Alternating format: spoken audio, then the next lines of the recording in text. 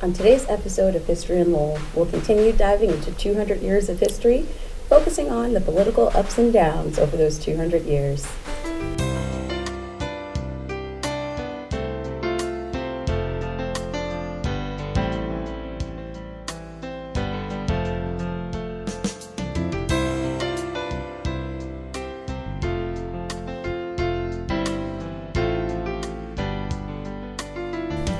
Hello, welcome to History in Lowell. My name is Maritza Grooms. I'm joined, of course, by my personal professor, Bob Forrant, and we're honored to have another historian giant of Lowell, Dick Howe. Welcome to the show, Dick. Well, thank you for that very kind introduction. Oh yeah, as an amateur historian myself, two of the books. I'm very excited to have both of you in the same room because this has been a long time coming. I've been on walks for both of you, and you're kind of the reason that why I care about this. So we've been talking about 200 years. We're in 2026, and wow, Lowell has had its ups and downs for sure. But I think we'll start, maybe about 30 years before the founding of Lowell, when it was just East Chelmsford. So take us back there, Dick. What was going on at that time? Well, East Chelmsford, which is today's Lowell, or at least the Acre downtown, the Lower Highlands, and South Lowell, was really sparsely settled. And that was actually the consequence of something that happened almost 200 years before that, when the first English came. East Chelmsford, or downtown Lowell, was actually a Native American settlement called Wamasett. And it was established as an official town by the Massachusetts colonial government. And that kept kind of English colonists from encroaching on it for a couple of decades. And towns like Chelmsford and Billerica built up around it. But this area just sort of remained vacant. And then relations between the English and the native people changed drastically. The native people displaced in northern New Hampshire and into Canada. And only a few Chelmsford residents sort of moved in and essentially squatted on the land here. So if you fast forward, it was pretty vacant. And I like to call it, around the time of the American Revolution, as a transportation hub. Because even to that time, the economic survival of the English colonists depended on extracting stuff from the interior, getting it to the coast where it could be traded. And so like lumber, things like that. Yeah. There were no highways, and there were no roads. No turnpikes. No roads as we would know them. And so the rivers served as that. And the Merrimack, if you look at a map of New England from the 1670s, the two most notable terrain features on it are the Connecticut River and the Merrimack River, which tells you the importance of it. But it wasn't just river traffic, which was mostly lumber harvested in northern New Hampshire and flowed down the Merrimack, but farmers from throughout southern New Hampshire would load their goods onto wagons and take the multi-day trip to Boston. And if you draw a line from, southern New Hampshire to Boston, you tend to come through here. And so the people who lived here, the English people who lived here, established ferry crossings, a couple of inns, taverns, things like that. So that's where it was sort of this transportation hub. And that gave rise to the construction of the Pawtucket Canal and the Middlesex Canal, which sort of transformed the area, or it enhanced its status as a transportation canal, and it sort of set the table for the next phase of Lowell. So ultimately, as I understand it, the Locks and Canals Company from Newburyport that had originally done the Pawtucket Canal, right, if I have the story right, they start going broke. Is that right? Yeah. So it sort of falls into decline in some way, or? Well, that's partly right. So okay, well, I'll take partial credit. Let's go before the American Revolution. Yep. To get these logs to the coast, you have to float them down the Merrimack. But when you get to Pawtucket Falls, if Probably. you had the walls, these logs go over, they were going to be masts for these massive sailing ships of the English Navy. They'd end up as toothpicks rather than, ship's masts. So what they had to do was drag these logs to the northern bank of the river, use ox teams to drag them beyond the falls, and then refloat them and continue on to Newburyport. So these guys, mostly from Newburyport, but there were people around here, including one of the Ting family, for whom Tingsboro eventually gets named, form a corporation, the proprietors of the locks and canals on Merrimack River, and they dig a canal. It's 1.5 miles long, and it loops through what's now the Acre in downtown, and it uses 4 lock chambers to account for the difference in elevation of the upper Merrimack and the lower Merrimack. And it's great, it works terrifically. But they didn't have a monopoly on canal building. So a couple years later, this competing group builds the Middlesex Canal, which goes from, if you're familiar with Lowell, Hadley Park, basically, all the way to Boston Garden. And it travels 27 miles through Middlesex County. That has like 27 locks, 8 aqueducts. It's seen as like an engineering marvel. And you can get more money for your stuff in Boston than Newburyport, so all the traffic diverted to the Middlesex Canal, and the Pawtucket Canal basically goes out of business. It's still there, but it's not functioning anymore. And so it's just sitting sort of in mothballs for the next couple of decades. There's something that starts happening with water power, and people start figuring things out that maybe this could be a place where economic advancement and more technological advancement can happen. Yeah, I mean, technology is central to the history of Lowell, and as we know from today, technology changes at a very rapid pace. So what happens after the Revolutionary War, the ability of Americans to trade with the world really opens up, because before that, England kept it kind of bottled up so they could keep it for themselves. But we're an independent country, and so all these entrepreneurs start like investing in trading, and one of them is this guy Francis Cabot Lowell, who was born in 1775. His father was a wealthy judge, but he becomes a very successful trader, and he's importing silk from China and cotton cloth from India, and so he becomes kind of an expert in textiles. And he finds out what's going on in England, and so he goes to England to see the emerging textile revolution. And the way I put it is, textiles were to the early 19th century what high tech is to the early 21st century. That was the cutting edge of technology and manufacturing, just as like AI is transforming society today. So, I mean, think of what AI is like today and go back 200 years. That's what cotton cloth production was like at the time. Lowell, he must have a photographic memory because he memorizes the design of all these machines. He didn't make copies because they searched his luggage 4 times before he came back so that he wouldn't steal their industrial secrets. It was against the law, right? Even against the law for machinery builders to leave, right? It was very closely protected trade secrets. So he comes back and he enlists this guy named Paul Moody, and I say the roster names is like going through a little street index, right? Because and Moody is a mechanical genius. He describes what he saw to Moody. Moody builds the contraptions. They build their first factory on the bank of the Charles River in Waltham. It's a huge success. They're making a lot of money. There's this terrific demand for domestically produced cotton cloth.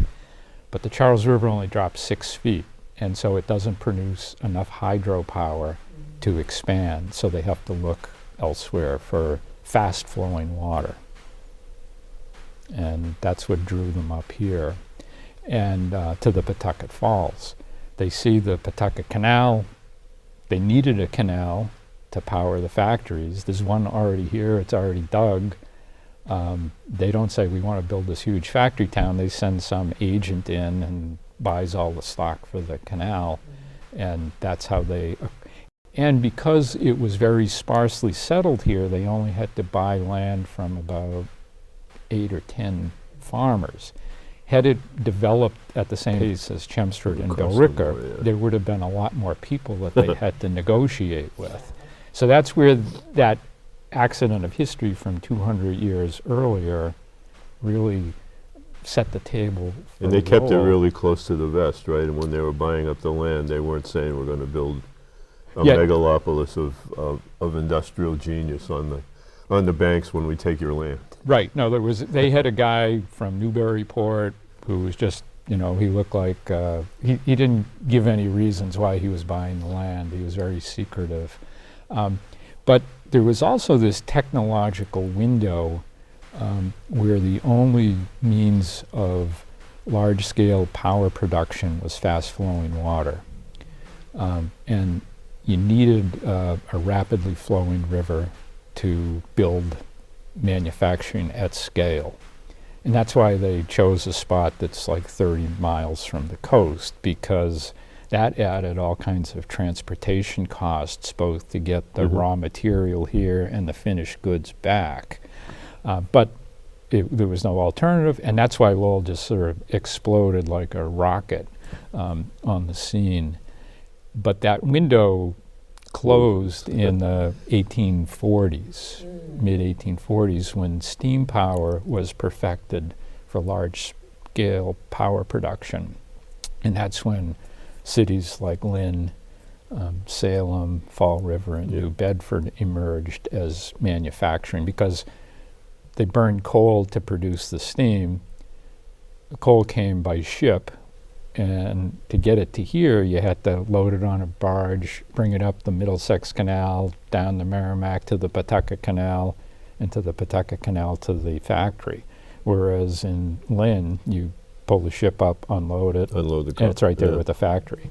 It is interesting, though, that even despite that limitation, the mills continue. I mean, there's a little bit of a hesitation during the Civil War, but they're still going pretty strong into the 1870s, 1880s, right? They're still building, but you're suggesting that by even as early as then, the handwriting's on the wall that Lowell's not going to be a textile city for a lot longer. Yes, and it had immediate consequences. The first one, perhaps, is the economic pressure on the mill owners to cut costs so they could compete. And how did they do that? They made the famous mill girls work harder and got paid less, which in turn caused them to organize and protest. But it wasn't an equal playing field, because you always had a new group of immigrants coming who weren't seeking to displace the established workers. They were seeking to survive because they were in such extreme poverty, so they were willing to work for much less. And that created this cycle where the Irish displaced the Yankee mill workers. 1870, French Canadians are displacing the Irish. So it's like once each group has been there long enough to establish themselves and gain some power, the next group, then the Greeks come, and then the Portuguese, and so on. And that continued up into maybe the 1920s when the Immigration Act changed the ability. I mean, it's interesting that the similar story, and again, from where you started with the Connecticut River, a lot of the people that came to Lowell and invested and built the mills and everything that you described go and do the same thing in Holyoke on the Connecticut River. And there is already a transportation canal. They use that canal. They build a dam very similarly. The first take of the dam collapses, and then they have to rebuild it. But they basically, and they're recruiting in similar waves of workers, and especially there, more French Canadians. But so how then does how does the university? Fair question, I hope. How does the university, by the end of the 19th century, people are realizing, as I understand it, that there has to be another set of technological breakthroughs or inventions or whatever it's going to be. Create this wheel. Yeah, basically a new kind of Silicon Valley 2.0 or whatever. Yep. You know, Merrimack Valley 2.0. And they, again, as I understand the story, they go to the legislature and ask for some help and support in establishing some sort of a technology school, right, where they can train sort of the next iteration of engineers, scientists, chemists, whatever they're going to be, to try to figure out, okay, now what? Because what we have been doing, we can't keep doing. Is that? Yeah, well, it was, I mean, Lowell Textile Institute Yep. was founded, I think its first physical location was right here on Middle Street. Downtown, yeah. And it was just a small group. But I almost think you're giving the mill owners too much credit. Oh, okay. Okay. Geez, that's not like me. Imagine That's definitely that. not like me. Bob, the cheerleader for management. Oh, God. What happened? So, because one of the, I think the impediments that Lowell had is that the people that like owned the capital never really came here. Yep. And they never invested here. Like Francis Cabot Lowell died, 5 years before the first mill was built. They named Lowell in his honor. But his son was one of the major managers of the mill. He died, he didn't leave any, his children and wife had predeceased him. He endowed the Lowell Institute, which among other things created Channel 2, the PBS station in Boston. And the Lowell Institute continues. But I think the amount of money that the Lowell Institute has invested in Lowell, it's probably less than the amount of change I have in my pocket right now. Yes, I think you're right. And so what happened was, rather than pour money back into the mills to improve the technology, they had to get their dividends first. And so the equipment became obsolete. Now, at the same time, I think it was the managers who had been brought here to run the mills are probably the main instigators of Lowell Textile Institute. There's no question that Lowell, I call it the Silicon Valley of 19th century America. There are a lot of famous people came here to see the mills, but a lot of poor people who had ingenuity and a drive to succeed came here. And many of them were great inventors, and they accomplished great things. And it's like the second echelon of people who came here with nothing, made their fortune here, are the people who stayed here and kind of reinvested in the community, and they became the leaders of the community. So that's the Lowell Machine Shop, like people That's that some work of there? the Lowell Machine Shop. There's Kitson. Kitson yeah. was, I think, from Scotland or from There's England. Kitson Hall at the He came university. here. Yeah, it was when he died. His daughters endowed Kitson Hall. Freeman Shedd, he was involved in the textile industry. He made a fortune selling cologne.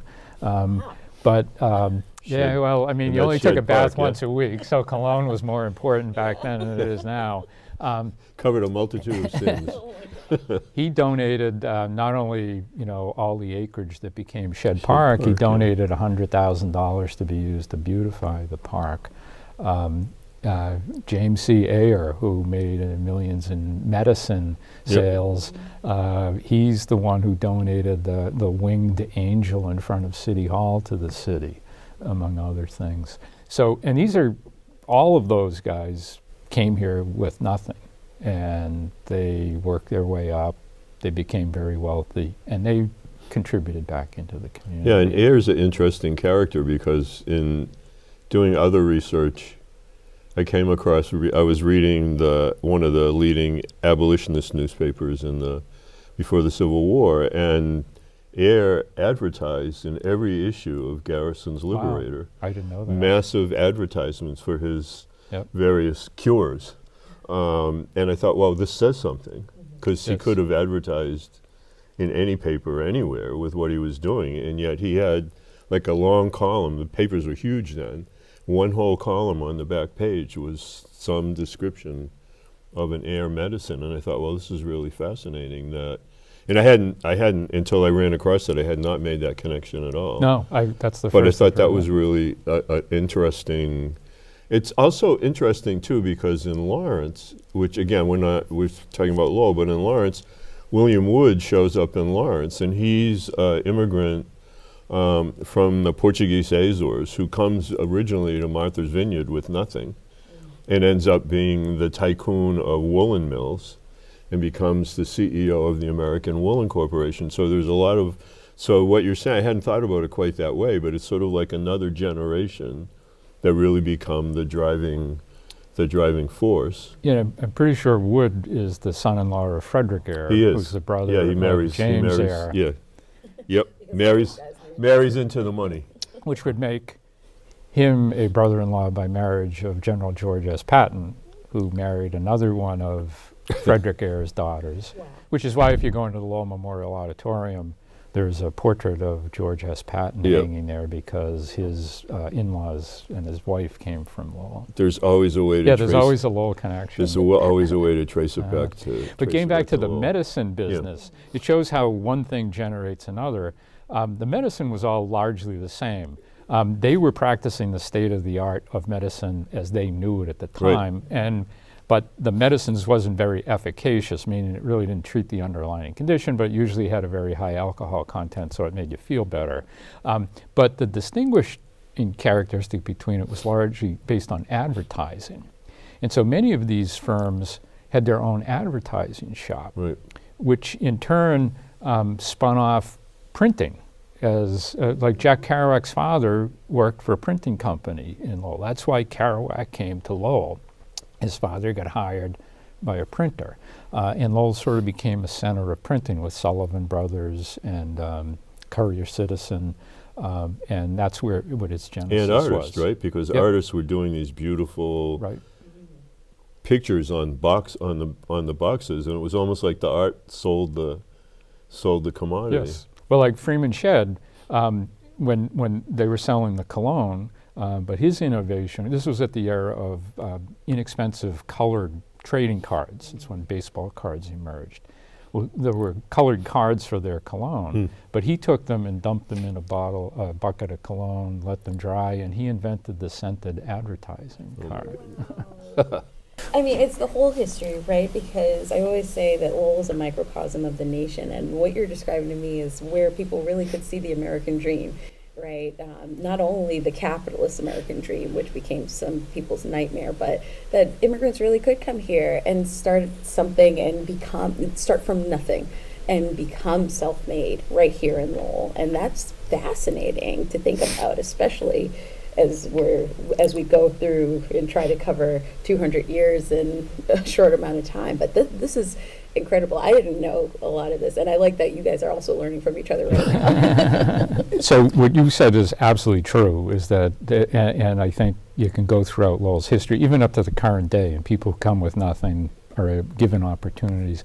But I think one thing that distinguishes Lowell on a policy level from other mid-sized cities in post-industrial America is, I gave a talk once, I called it "In Failure There Is Opportunity, the History of Lowell, Massachusetts." Because if you think about like the Pawtucket Canal, that was a failure, right? It was dug as a transportation canal and went out of business. But it was repurposed as a power generation canal. The Wang Training Center in downtown Lowell failed. It was taken over by Middlesex Community College, which I would argue is much more helpful to the community than, I mean, Wayne was huge, but think of all the people who have been educated in that building since then. And so I think that's something for people to remember going forward, is that when you try something, if it doesn't work out, you got to figure out another way to utilize it rather than just, despair and say, oh, we give up. You could also, by extension, you could carry the argument forward to like where the Lowell Community Health Center is and all those mill buildings that sat empty over on Jackson Street and in that area and behind where the National Park is. Well, actually right behind where we're talking, right? And that sort of shell somebody imagined as having housing and other possibilities, and that's turned into something phenomenal when you look at it, and you can't imagine now the city of Lowell not having the Lowell Community Health Center. Right. Even the machinery in the mills, what happened, we couldn't use it here anymore, and it gets sent to Columbia, and then those folks come here. Right. Like, Recycling of I love that. Western Avenue Studios, you know, there had been factory complexes making fabric for automobile seats and other things where the university's innovation center is now over in the Jackson Street area. That had been another empty building. I just remember when I first started teaching at the university and walking over in that area, usually a student would say, "This looks like after World War II." Right. And now you look at it and it's like, my God. Right now you have, well, obviously where you used to work, you have the courthouse Right. and the Register of Deeds and all of that development there as well. I mean, it really is, it's I hadn't thought about it the way you said it. What was the title? Out of Failure Oh, in Comes? failure, there's opportunity. Okay. It's actually, there was a TEDx event that the university was involved in Oh, all right. 2013. So I'll send you a link to the video of my talk. Yeah, I mean, I think, I mean, right, because if you think of, I mean, when you were talking about it, and as well, what both of you were saying, my mind is going to Demoulas. And nobody ever thought in the early 20th century that this little Greek store downtown would turn into the, you know, drama saga Right. that we're all living with today, right? But that's basically that, right? Prince, Pasta, which is going to make its way to Lowell from the North End, a similar kind of story that then they come to Lowell because there's more room, and they've outgrown the North End, and then they build this, you know, which has a neighborhood which we still, people that have lived here a long time still will call Spaghettiville. You can tell how old people are, how long they lived in the area by what they'll call. Like my neighbors that say, if I go to say to my neighbors, you need anything at Market Basket, I'm on the way, they'll say, Demoulas. And, you know, I'm dating that I didn't grow up here. So, yeah, I mean, but you're right. And I feel like that's also part of the university has been able to sort of keep pushing the envelope. The university's been huge. I mean, both in terms of the Lowell Textile and the Lowell State Teachers College eras, but since the merger, you know, education is so important, and innovation, and I think the university really drives that. And I think the university sort of serves as a magnet for people to come here from really all over the world, at least up until, you know, a year ago. But hopefully that will resume. Well, I'm teaching an immigration history course in the spring, and of the 23 students in the class, with the little bios they've all sent me, well over half of them, their parents were immigrants. But that's, I mean, the Lowell National Park has a dual mission: study the Industrial Revolution in America and study immigration in America. And I think if you think about those two streams moving forward, how they interact, I think those are the dominant parts of the Lowell history. You can almost take anything else that happened in the city and tie them into one of those things. Well, gentlemen, unfortunately, our time has come to a close, so we'll have to have you back to continue this conversation. Love This to. has been illuminating and fascinating. Lowell has endless sources of fascination for me, and just whenever I think, well, what do we say?